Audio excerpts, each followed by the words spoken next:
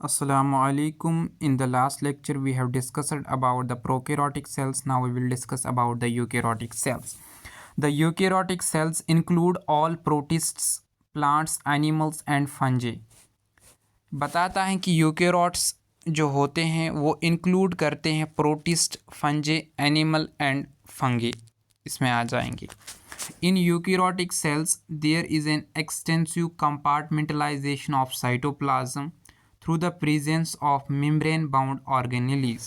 मतलब ये बताता है कि यहाँ पे एक एक्सटेंसिव कंपार्टमेंटलाइजेशन मिल जाएगी, यहाँ पे मेम्ब्रेन बाउंड ऑर्गेनेलीज मिल जाएंगे and easily you can find कि अगर यहाँ पे माइटोकॉन्ड्रिया है, यहाँ पे राइबोसोम है, यहाँ पे न्यूक्लियस है, एक एक्सटेंसिव कंपार्टमेंटलाइजेशन होगी और मेम्ब्रेन बाउंड ऑर्गेनेलीज होंगी. Eukaryotic cell possess an organized nucleus with a nuclear envelope, यानी इनके पास वेल डिफाइंड न्यूक्लियस होगा जिसके पास न्यूक्लियर मेम्ब्रेन्स, न्यूक्लियर इन्वेलप्स होंगे. In addition, eukaryotic cells have a variety of complex locomotory and cytoskeletal structures, यानी इनके पास complex locomotory structures होंगे और cytoskeletal structures होंगे. साइटोस्केलेटल स्ट्रक्चर्स होते क्या हैं? ये प्रोटीन की नेटवर्क होती हैं जो कि प्रोवाइड फ्रेम करते हैं. इनमें क्या प्रोटीन्स? माइक्रोफिलामेंट, इंटरमीडिएट और माइक्रोट्यूब्यूल. ये यहाँ पे डिस्कस्ड नहीं है. और इनका जो जेनेटिक मटेरियल है वो ऑर्गेनाइज्ड होता है क्रोमोसोम्स में. वो आपको कहाँ पे मिलेगा इनका जेनेटिक मटेरियल? मैंने पहले ही प्रोकैरियोटिक्स में भी बोला था कि जेनेटिक मटेरियल कहाँ पे मिलेगा? न्यूक्लियस पे मिलेगा और न्यूक्लियस पे कहाँ पे? क्रोमोसोम्स में मिलेगा. All eukaryotic cells are not identical. Eukaryotic cells भी आइडेंटिकल नहीं होते हैं कि जो मतलब ऑल यूकेरियोटिक सेल्स आइडेंटिकल नहीं होते हैं. जब हम प्लांट और एनिमल सेल की बात करेंगे वो भी डिफरेंट हैं. जब आप प्लांट सेल की बात करोगे वहाँ पे सेल वॉल मिलेगा, प्लास्टिड मिलेगा और लार्ज सेंट्रल वैक्यूल मिलेगा which are absent in animal cells, जो कि एनिमल सेल्स में एब्सेंट होते हैं. और जबकि ऑन द अनदर हैंड अगर हम एनिमल सेल की बात करेंगे, एनिमल सेल में सेंट्रियोल्स होता है which are absent in almost all plant cells, जो कि प्लांट सेल्स में नहीं होता है. ठीक है, यही यहाँ पे बताया गया है. नाउ अब हम यहाँ पे लेट्स रिकॉग्नाइज कि एनिमल सेल कौन है और प्लांट सेल कौन है. ऊपर वाली जो है, पहली वाली जो है इट्स प्लांट सेल, क्योंकि यहाँ पे आपको सेल वॉल मिलता है और यहाँ पे आपको प्लास्टिड मिलता है, यहाँ पे क्लोरोप्लास्ट दिख जाता है. जबकि हम यहाँ पे एनिमल सेल की बात करेंगे, यहाँ पे आपको सेल वॉल नहीं दिख जाएगा और यहाँ पे आपको सेंट्रियोल दिख जाएगा, जिसकी वजह से आप इजीली डिफरेंशिएट कर सकते हो कि कौन सी एनिमल सेल है और कौन सी प्लांट सेल है. बाकी ऑर्गेनाइजेशन सेम है. अब हम देखेंगे let's now look at the individual cell organelles to understand their structure and functions. अब हम अलग अलग ऑर्गेनेल्स देखेंगे कि और इनकी फंक्शंस देखेंगे. पहले हम सेल मेम्ब्रेन देखेंगे. The detailed structure of the membrane was studied only after the advent of electron microscope in the 1950s.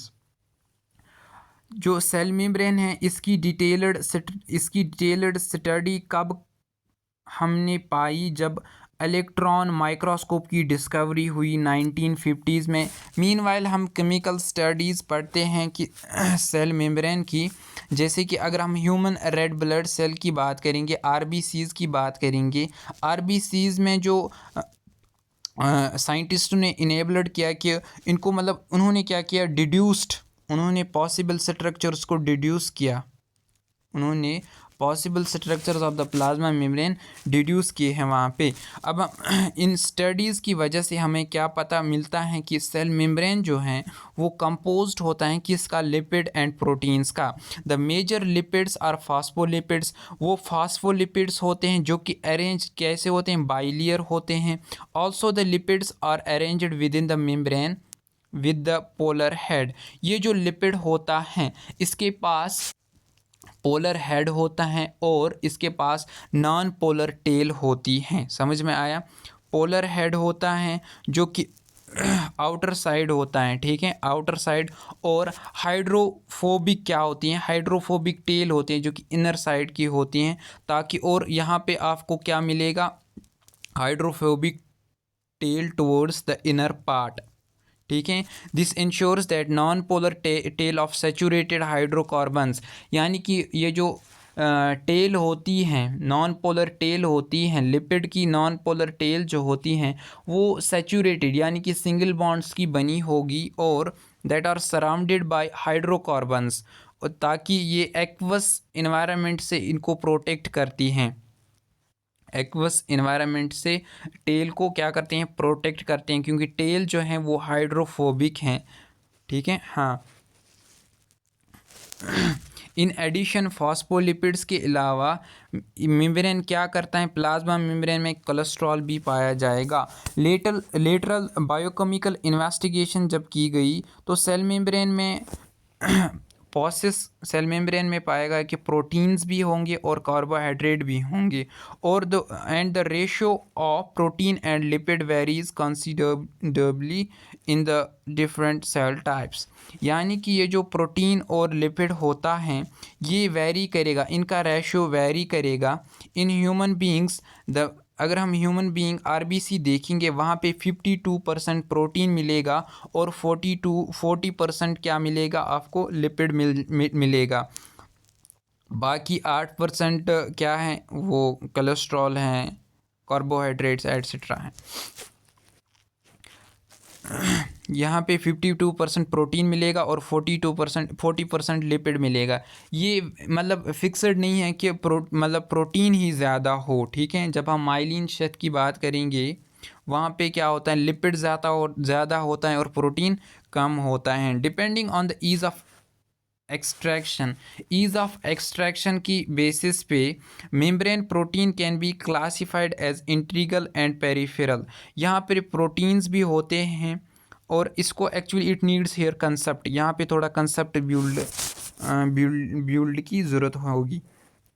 अगर आपने डिटेल्ड पढ़ा है यहाँ पे आप इजीली इसको अंडरस्टैंड करोगे कि यहाँ पे जो ईज़ ऑफ एक्सट्रैक्शन की बेसिस पे मेम्ब्रेन प्रोटीन्स जो होते हैं वो इंटीग्रल होते हैं और पेरिफेरल होते हैं। पेरिफेरल प्रोटीन्स जो होंगे वो सरफेस ऑफ द मेम्ब्रेन पे होंगे, लाई करेंगे सरफेस ऑफ द मेम्ब्रेन। जहाँ पे अगर हम इंटीग्रल प्रोटीन्स देखेंगे, पेरिफेरल प्रोटीन्स क्या होंगे? सरफेस पे लाई करेंगे मेम्ब्रेन के, और इंटीग्रल प्रोटीन्स जो होंगी वो पार्शली या तो पार्शली वो मेम्ब्रेन में होंगे या तो वो टोटली बुरीड होंगे। किस में? मेम्ब्रेन में। या तो पार्शली होंगे या टोटली बुरीड होंगे। किस में? मेम्ब्रेन में। जैसे कि आप यहाँ पे देखते हो स्ट्रक्चर कि यहाँ पे आपने कोलेस्ट्रॉल भी होगा, शुगर भी मिल जाएगा, ठीक है। हाँ, पेरिफेरल प्रोटीन्स होंगे जो कि सरफेस पे लाई करते हैं, और इंटीग्रल प्रोटीन यहाँ पे पार्शली दिखा रहा है कि किस में है? मेम्ब्रेन में पार्शली बुरीड हुआ है। और यहाँ पे फॉस्फोलिपिड बाइलेयर हैं, ठीक है। हाँ, this is the fluid mosaic model of plasma membrane. ये an improved model of the structure of cell membrane was proposed by Singer and Nicolson. ये जो फ्लूइड मोज़ेक मॉडल दिया गया था 1972 में, ये सिंगर एंड निकलसन ने दिया था। अकॉर्डिंग टू दिस ये जो कॉजी फ्लूइड नेचर होता है किसका? लिपिड का। इसकी वजह से होता क्या है? ये जो प्रोटीन्स होते हैं इनका क्या होता है? लेटरल मूवमेंट होता है। क्या होता है? लेटरल मूवमेंट ऑफ प्रोटीन्स होता है मेम्ब्रेन में, ठीक है। और इस मूवमेंट की एबिलिटी को क्या मेजर किया जाता है? फ्लूइडिटी मेजर किया जाता है। और ये फ्लूइड ऑफ नेचर जो है it's also important in case of ये कहाँ पे इम्पॉर्टेंट है? In case of like the functions, cell growth, formation of intercellular junction, secretion या एंडोसाइटोसिस और सेल डिवीजन एट्सेट्रा, यहाँ पे भी इसकी इम्पोर्टेंस पड़ती है। One of the most important function of plasma membrane is transport of the molecules across it. अगर हमने अब देखा कि इसमें क्या क्या स्ट्रक्चर होते हैं, इसमें स्ट्रक्चर क्या होता है प्लाज्मा मेम्ब्रेन का, let we go about the function. अब हम फंक्शन की बात करेंगे कि इसकी फंक्शन क्या होती है। इसकी फंक्शन होती है ट्रांसपोर्ट कराना मॉलिक्यूल्स का। The membrane is selectively permeable membrane, ये सिलेक्टिवली परमेबल मेम्ब्रेन होता है।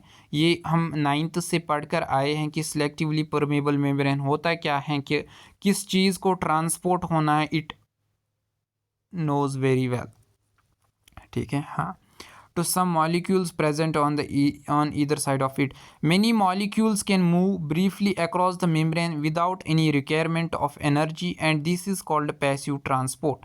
बहुत ऐसे मॉलिक्यूल्स होते हैं जो इजीली ट्रांसपोर्ट करते हैं अक्रॉस द मेम्ब्रेन और इनको यहाँ पे किसी एनर्जी की रिक्वायरमेंट ज़रूरत नहीं पड़ती है, इसी को हम पैसिव ट्रांसपोर्ट बोलते हैं।